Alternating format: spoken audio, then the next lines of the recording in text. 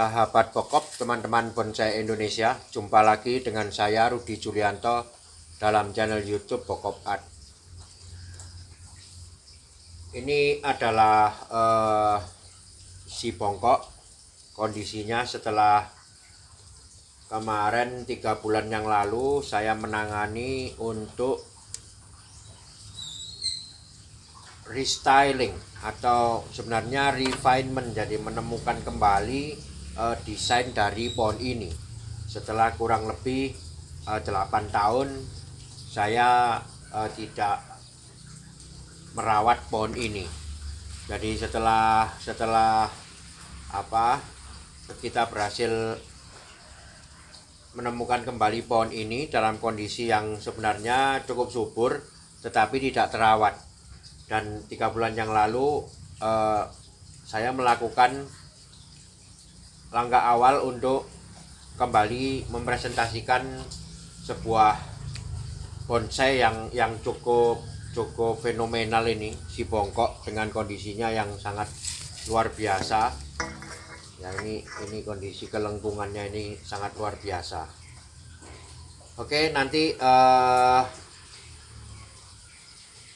konten pertama linknya akan saya share di deskripsi. Silakan dilihat dulu bagaimana saya menemukan atau menentukan posisi lagi dari pohon ini, kemudian menata ulang perantingan-perantingan sampai akhirnya pohon ini bisa tumbuh sehat sampai sekarang.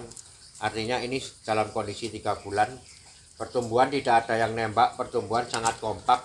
Ini menunjukkan bahwa akar perpecahannya sudah sangat banyak sehingga tidak ada pertumbuhan yang nembak.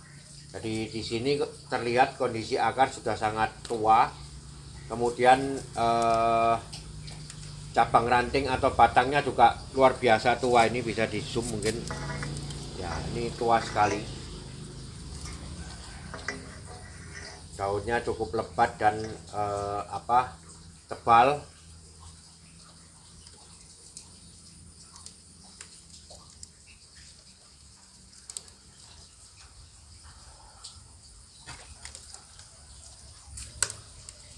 Oke, ini akan kita betulkan dulu posisinya seperti posisi yang saya inginkan. Saya masih belum ingin untuk melakukan repotting karena pohon ini baru ditanam di pot ini sekitar kurang lebih 4 bulan.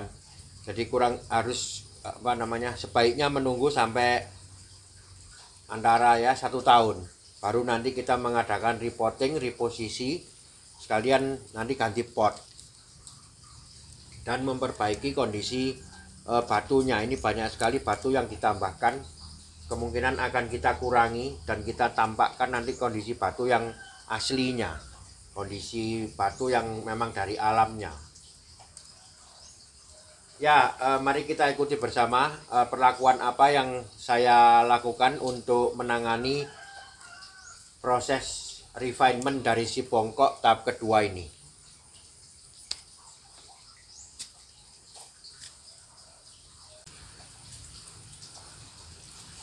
Ini adalah posisi yang saya inginkan. Jadi sekarang saya cukup dengan memiringkan dulu sebelum nantinya diganti pot dengan posisi yang baru seperti ini. Tetapi itu nanti. Ya, dengan demikian saya bisa melakukan kontrol ataupun koreksi ataupun penataan dengan benar karena sudah pada posisinya sekarang. Oke, saya lanjutkan dulu dengan proses pemilihan. Jadi pada tahap ini sih mungkin tidak banyak yang akan saya sharingkan, hanya melakukan kontrol atau koreksi seperti ini. Pemilihan tunas-tunas yang tumbuh liar, baik itu di dalam maupun yang di ketiak-ketiak ranting. Maksudnya perpecahan ranting itu kalau ada pertumbuhan begini mestinya dibuang agar tidak menguras makanan atau mengganggu jalur makanan yang sudah kita tentukan. Oke ya, silakan diikuti prosesnya.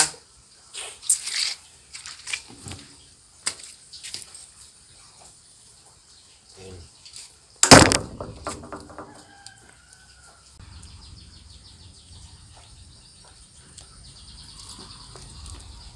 Ya, seperti kita tahu bahwa bonsai ini atau si bongkok ini sudah eh, cukup tua dia. Dia di pot sudah sekitar 13 tahun. Karena waktu itu saya mendapatkannya kurang lebih di bulan Agustus 2008. Ya, sekarang udah hampir 13 tahun. Banyak yang sering mengatakan ke saya bahwa bonsai Santiki tidak akan awet untuk dipelihara ataupun dibuat bonsai. Kalau saya sudah membuktikan bahwa memang Santiki bisa awet bahkan sampai puluhan tahun, tetapi memang memerlukan perawatan. Ya, sebenarnya tidak hanya Santiki yang memerlukan perawatan untuk menjadi bonsai yang bisa puluhan tahun. Semua bahan atau semua jenis juga memerlukan perawatan khusus sesuai dengan jenisnya. Kalau ingin memang dirawat sampai dengan kematangan dan usia yang cukup lama. Pada Santiki, rahasia perawatannya agar tetap dia dalam kondisi yang bagus, artinya bisa bertahan lama, itu hanya pada timing pruning dan timing pergantian media. Jadi biasanya Santiki saya lakukan pruning seperti ini setiap 2 bulan. Biasanya setiap 2 bulan dia udah cukup panjang lah. Ini kondisi daun yang 3 bulan. Sebenarnya 2 bulan sudah cukup panjang, karena ini memang kepingin dilebarkan sedikit, sehingga saya lebihkan 1 bulan untuk waktu pruning. Kenapa? Karena saya mendapatkan cukup panjang nanti tangkai daunnya, sehingga saya punya pilihan untuk memotong di ujung sini, ataupun kalau misalkan kepingin pendek ya saya potong pendek. Nah, ini alasannya kemarin pohon ini 3 bulan baru saya pruning. Biasanya untuk pohon-pohon yang sudah mempunyai kematangan tertentu, yaitu sekitar 70%, saya melakukannya setiap 2 bulan. Setiap 2 bulan sekali dilakukan pruning seperti ini, agar mencapai perpecahan yang lebih, sekaligus memperoleh kualitas daun yang lebih bagus, yaitu lebih kecil dan lebih tebal, juga lebih kompak. Jadi tajuknya bisa terbentuk dengan baik. Nah, apabila tajuk ini terbentuk dengan baik dan rapat, apa yang kita inginkan, yaitu membuat awan-awan, itu bisa tercapai. Hanya dalam kondisi daun yang lebat dan kompak, awan-awan bisa tercapai. Dan apabila kita sudah bisa membuat bentuk awan-awan, maka pohon jadi karakternya keluar atau kelihatan tua. Nah, selanjutnya untuk menjaga keawetan bonsai Santiki, saya juga melakukan pergantian media secara berkala. Dalam kondisi 70% ke bawah, saya melakukan pergantian media, yaitu dalam kurun waktu 6 sampai 10 bulan. Ya, apabila dalam kurun waktu 6 bulan daun sudah mulai jarang-jarang agak kuning, kekuningan, itulah saatnya saya melakukan ganti media. Dan apabila dalam 10 bulan kondisi masih bagus, masih prima, tetap saya lakukan ganti media. Ya, jadi itulah siklus ataupun timing dari pergantian media yang saya lakukan untuk pohon Santiki. Nah, cara ganti medianya bagaimana? Kita buka dulu talang ini atau extensionnya ini, kita buka. Kemudian kita korek medianya sekitar bibir pot sebanyak kurang lebih 30%. Untuk kita bisa memasukkan dekastar baru atau ditambah dengan furadan baru boleh. Setelah itu kita timbun lagi dengan media pasir malang saja. dan dipasang kembali extension menggunakan pasir malang yang baru. Nah, itulah cara pergantian media. Santigi khususnya tidak perlu diberikan asupan makanan di dalam media, karena Santigi ini sangat menghendaki kondisi media yang bersih. Bersih artinya pH-nya bagus, suhunya bagus, dan lain-lain seperti itu. Jadi apabila kita memasukkan makanan ataupun zat organik ke dalam media seperti kompos, kotoran kambing, sekam, itu zat-zat organik yang nantinya kurang lebih 3-4 bulan akan membusuk dan mengakibatkan pH tanahnya jadi turun. Kalau pH tanah di dalam pot turun, akar pertumbuhannya terganggu.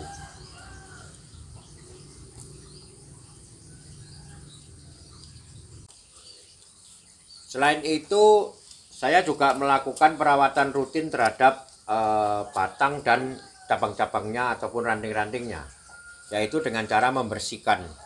Apalagi di musim hujan seperti ini, sangat mudah sekali pada keringan ataupun kulit kambium dari Santigi yang kasar ini,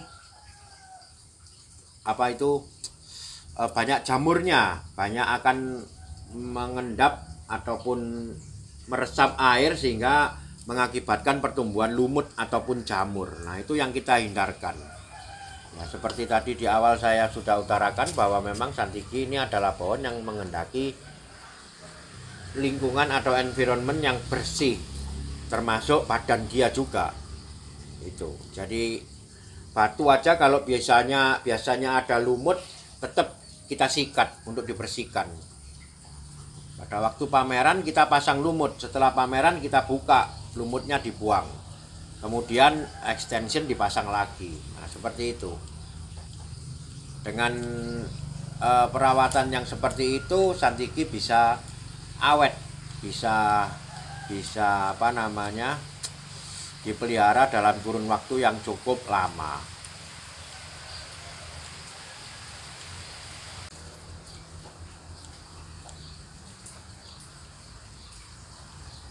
Melakukan pruning pada tahap yang seperti ini sekaligus untuk memperjelas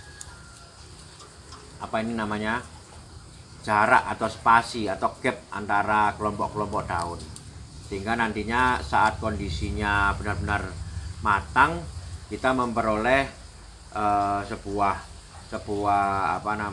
presentasi ataupun pemandangan yang terlihat pohon ini tua dan sangat natural, oleh karena tidak monoton. Jadi ada bentuk yang berbeda, kemudian ada gap yang lebar, ada gap yang sempit. Nah, seperti itu akan membantu untuk menampilkan sebuah presentasi kelompok daun yang alami, yang natural. Di samping faktor matahari sekali lagi. Jadi matahari akan membentuk ataupun mengarahkan ataupun membuat kondisi pohon ini hidup dengan kelayakan yang semestinya. Nah, itu pengarahan dari awal, makanya pertimbangan saya selalu berdasarkan pertimbangan dari grow habit dan ataupun kebiasaan tumbuh dan sinar matahari untuk penataannya. Kelompok-kelompok daun yang mestinya besar, ya mestinya bebas mendapatkan sinar, dia akan tumbuh dengan subur. Nah, ini yang kita arahkan. Saya mengarahkan ranting ini kemari, kemudian di sini akan terbentuk sebuah kelompok daun yang sehat, yang mungkin bisa dikatakan besar karena dia tidak terhalang matahari. Saya mengarahkan ranting ini kemari dengan kondisi yang sedikit tertutup di atasnya, kemudian rantingnya ini juga kecil, maka kelompok daun di sini saya munculkan menjadi kelompok daun yang kecil pula. Ya, itulah kira-kira perhitungan kita dalam menata bonsai. Besaran cabang ranting disesuaikan dengan besaran kelompok tajuk. Nah, demikian juga besaran kelompok tajuk disesuaikan dengan seberapa banyak dia mendapatkan sinar matahari.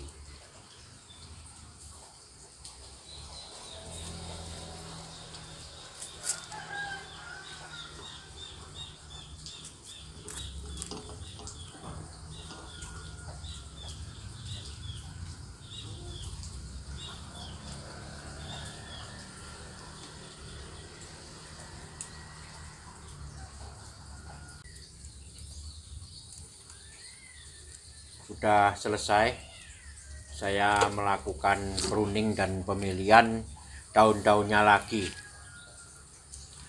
Nah, dalam kondisi yang seperti ini kita sudah bisa melihat bentuk-bentuk dan letak-letak tajuknya, tetapi masih dalam kondisi yang 70%. Nanti pada kematangan yang tertentu dia akan menunjukkan lebih rapat, lebih kecil daunnya, sehingga kematangan yang ataupun karakter bisa segera muncul. Tetapi memang ini pohon sudah tua, jadi karakternya juga memang sudah di sini, sudah ada, tinggal menunggu kematangan saja.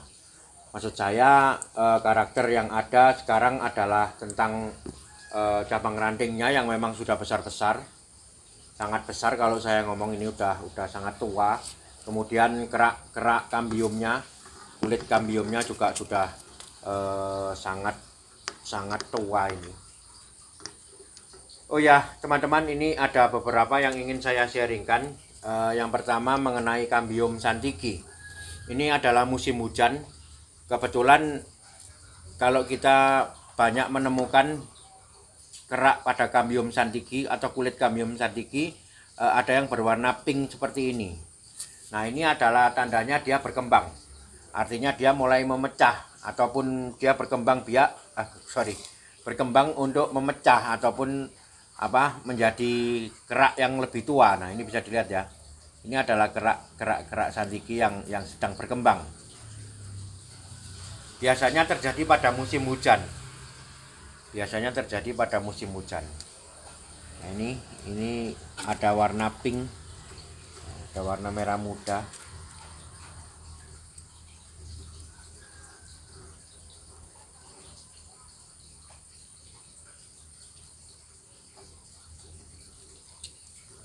Nah, inilah yang dimaksud bahwa bonsai itu memang adalah seni yang tidak pernah berakhir. Tidak pernah berakhir dalam hal kita merawat bonsai. Artinya sejak bonsai ini dibuat sampai dia menjadi matang, tetap kita harus merawatnya. Itulah yang biasa disebut seni bonsai adalah seni yang tidak pernah berakhir. Selain juga desainnya juga berkembang. Jadi dalam kondisi yang mungkin 8 tahun yang lalu, pohon ini sudah mencapai kematangan tertentu, tetapi besaran ranting masih belum terlalu seimbang atau sesuai. Nah, sekarang saatnya pohon ini mencapai masa yang dimana kondisi yang dimana dia mencapai kematangan yang luar biasa. Nah, sampai di sini pun tetap kita harus merawatnya. Sampai di sini pun kita tetap harus menjaga agar kondisinya semakin bagus, semakin prima. Nah, itulah tugas kita. Kemudian apabila kita memperlakukannya dengan baik dan benar, maka respon yang bonsai berikan kepada kita adalah sebuah keindahan. Oke, saya pikir cukup dulu untuk si bongkok kali ini. Ini adalah sharing saya yang kedua setelah saya melakukan restyling kembali pohon ini. Mudah-mudahan kita bisa bertemu lagi dengan pohon yang sama 2-3 bulan ke depan. Saya akan sharingkan banyak hal, termasuk nanti adalah penggantian pot ataupun reposisi yang sebenarnya ini. Tetapi kita lihat kondisinya ke depan. Jadi kalau memang memungkinkan akan saya sharingkan sampai pada pergantian pot. Puncaknya nanti saya harapkan saya bisa mempresentasikan kembali si bongkok untuk mengikuti sebuah pameran atau kontes di Indonesia. Oke, sekian pertemuan kita kali ini. Terima kasih telah menyimak, semoga ini bermanfaat. Tetap ikuti terus channel YouTube Bokop Art untuk segala info, teknik, dan sharing saya membuat bonsai. Tetap semangat, mari kita berkarya, karya bonsai Indonesia, bonsai tropis, konsepnya Bokop. Salam Bokop.